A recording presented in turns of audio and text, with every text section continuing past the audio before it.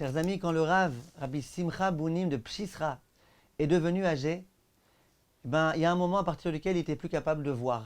Il est devenu aveugle. Quand ses petits-enfants venaient le voir et qu'il voulait les bénir, il les prenait, il les enlaçait, il les embrassait.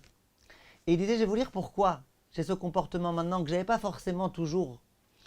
Il dit, lorsque la Torah nous raconte que Yitzhak, dans Parashat Toldot, il ne voyait plus, il y a écrit qu'il n'était plus capable de voir, il y a écrit, Vayomer Elav Yitzhak Aviv, Geshana Ushakali Beni. Viens et embrasse-moi mon fils, je vais t'embrasser. De la même façon, dans la Parashat Vaïchi, au moment où Yaakov était très âgé, il allait mourir, écrit dans le pasuk Ve'ene Israël kavdu mizoken. Donc les yeux de Israël, de Yaakov, ne voyaient déjà plus. Lo yuchal lirot. Vayagesh otam elav, vaishak lahem, vaichabek lahem. Et donc, il a rapproché les enfants qui voulaient bénir de lui, il les a embrassés et il les a enlacés. Le Rav, il dit, tu vois que on insiste bien sur le fait que c'est parce qu'il ne voyait plus qu'il a ressenti le besoin d'enlacer et d'embrasser, etc. Disait le Rav, comment ça se fait? Quand tu vois quelqu'un, quand tu regardes quelqu'un, tu peux, par un regard attendri, montrer, communiquer ton affection à quelqu'un. Quelquefois, quand deux personnes qui s'aiment se regardent, il y a déjà une très très grande affection qui peut être communiquée de l'un à l'autre.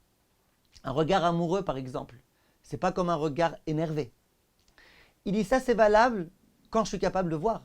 Maintenant que je ne peux plus voir, alors qu'est-ce que je vais faire? Je vais regarder, je vais voir comment tu me regardes, je vais te montrer comment je te regarde. Je ne peux plus voir. Donc je ne peux plus rien communiquer par le regard, par le silence. Donc là, je suis obligé de faire quelque chose d'autre. Je suis obligé de prendre et d'enlacer et d'embrasser.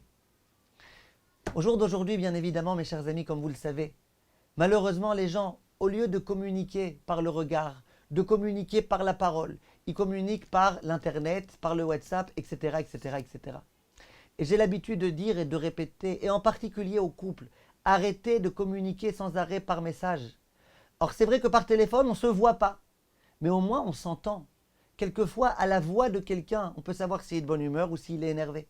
Quelquefois, on peut entendre le sourire de quelqu'un par téléphone. Quand on est en train de lire un texte, parfois on peut aussi savoir qu'il est énervé. D'ailleurs, les gens qui écrivent, ils sont toujours énervés. Toujours énervés parce qu'ils n'ont pas le temps et puis ils sont obligés comme ça de foncer plein d'erreurs, de tout style, d'erreurs de frappe, etc. Mais en tous les cas, ce qui est sûr, c'est que aujourd'hui, on a du mal à communiquer par le regard. Alors qu'on essaye de communiquer au moins par la parole. Au moins. Mais bien évidemment, si on a la possibilité de communiquer par le regard, de se regarder, les couples quand ils se parlent, qui se regardent les uns les autres, qui se regardent avec affection, qui se regardent avec amour, qui se regardent de façon attendrie, qui soient capables de communiquer beaucoup de choses par le regard.